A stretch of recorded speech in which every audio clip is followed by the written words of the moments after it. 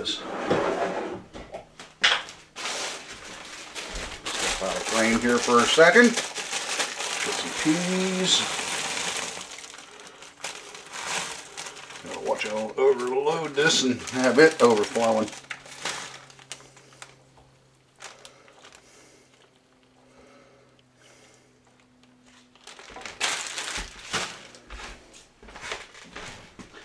What I would typically do if I was having this at home regularly and not dehydrating, I'd be using pearl onions. They're really good. A little bit of garlic. A little bit of garlic. Yeah, I love garlic. So, just like Emerald Rossi says, bam. But I'm not going to get too carried away. Alright. Pinch of salt. And some fresh cracked black pepper. I'm sorry, it's just like garlic. You never have enough black pepper, cracked black pepper. So, some of you might ask how I learned to cook. Well, really didn't watch my mom. A lot of it I watched from television shows like Emerald Rossi, Yan Tan Cook, the Frugal Gourmet before his controversy. But that's how I learned. And then being a bachelor for quite a few years, I had to fend for myself. So, and I enjoy it. It's relaxing. It's just like hiking. And just getting ready for my hiking is relaxing. So we're going to go ahead and get this turned on. That would help. So we're going to get this cranking. Check with it after a while here, maybe in a couple hours, see how thick it's getting to be. If it needs thickened up, I'll get some cornstarch added to it. Then we'll get on the dehydrator, and then we'll get this posted online. So, alright guys, thank you for joining in. Be back with you. Well, sorry guys, I end up having to do this video in two parts. I'm uploading the first part as we speak. One of these days I'll be able to narrow it down to one, but sometimes just doesn't go that way as planned. So what I'm doing right now is a tip for you folks. If you do not have enough or don't have any of the roll-up trays for your dehydrator, also I find out this is a whole lot easier too to get, like your tomato sauce leather and that off, is I use parchment paper, and then I just take one of the fruit leather trays down here. This prevents any sauces that from leaking through the grates. And a parchment paper, a utility knife, or if you've got a scalpel or a model knife, and just go ahead and go around the outline of the paper. This way you're going to have enough trays, because I'm probably going to be short.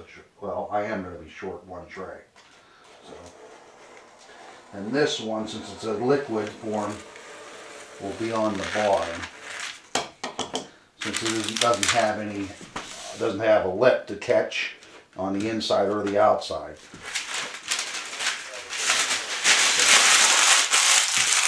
But that's just a tip you can use. Alright, we're going to take a peek here and see how it's coming. Should be coming to a boil here pretty soon, and start thickening up. Let it go for probably another half hour to an hour after it comes to a boil. Then we can get it onto the dehydrated tray. This is going to be part of my supper tonight too, so hopefully it gets done soon.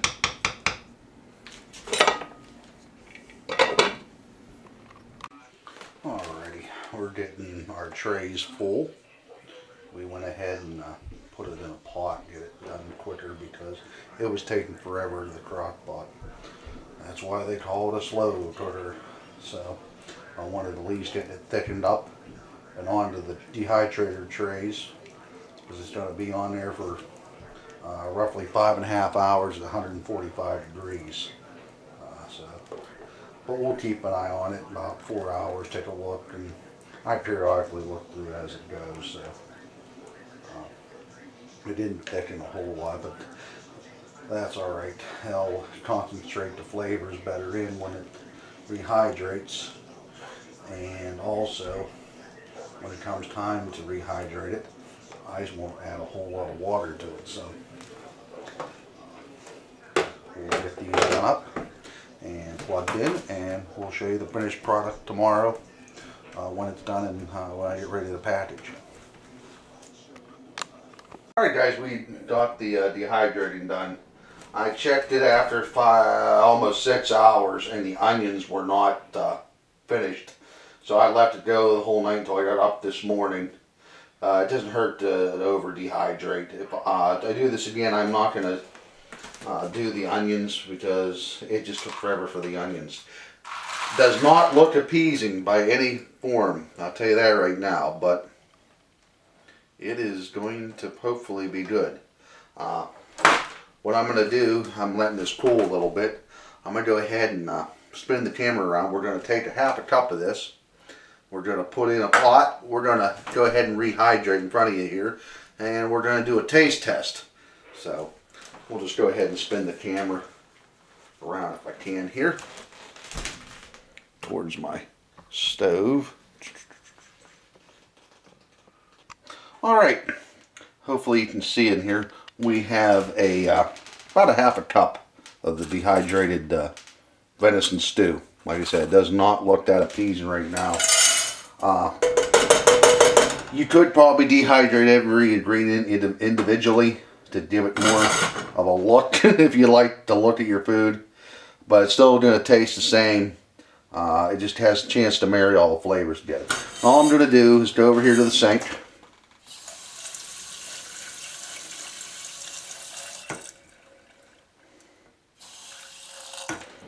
And just take enough water to cover the stew. Let's see if you can see that or not. I'm going to get around the camera here.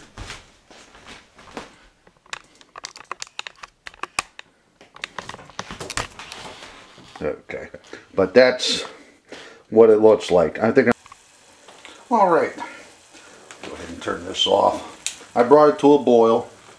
Also let it sit for about 5 minutes there in the boil. That'd be about what you're going to get out of your alcohol stove anyhow. Well, actually, by the time it comes to a boil, it'll be 5 minutes. So I actually gave it some time to soak in it.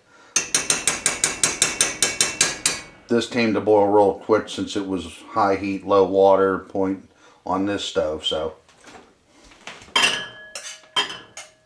it looks a lot more appeasing now that it's been rehydrated. You know, I could have added more water, made this into like a soup.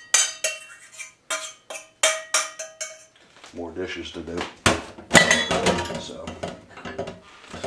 all right, let's see what we can see here. Well, at least now you can see the peas. I believe that's potato. Carrot and the deer meat.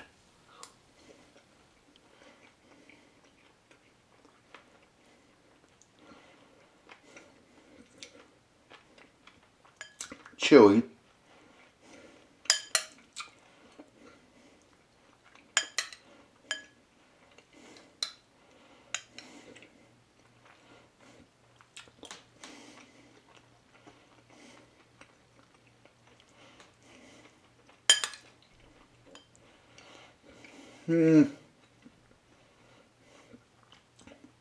Maybe it's something you'd want to pre-soak for a while.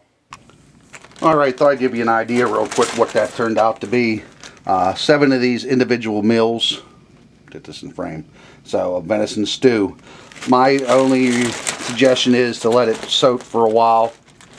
To let the potatoes soften up and some of the venison. I had them cut real small, but still it's going to take a little bit of time. So I'd say give it like 10-15 minutes of soak time prior to heating it through. Or just go ahead and bring it to a boil. Let the fuel burn off if you're using an alcohol stove. If not, put it in the cozy and let it set for 10-15 minutes while you're doing some chores, so around the camp. But I got 7 meals in here, venison stew, something different to add. You know, here's my chili. Just to show you an idea what I have in my freezer right now. Gravel, this is gravel, excuse me, tomato sauce. This is more tomato sauce here. I got to go ahead and package some more chili. That was the original chili.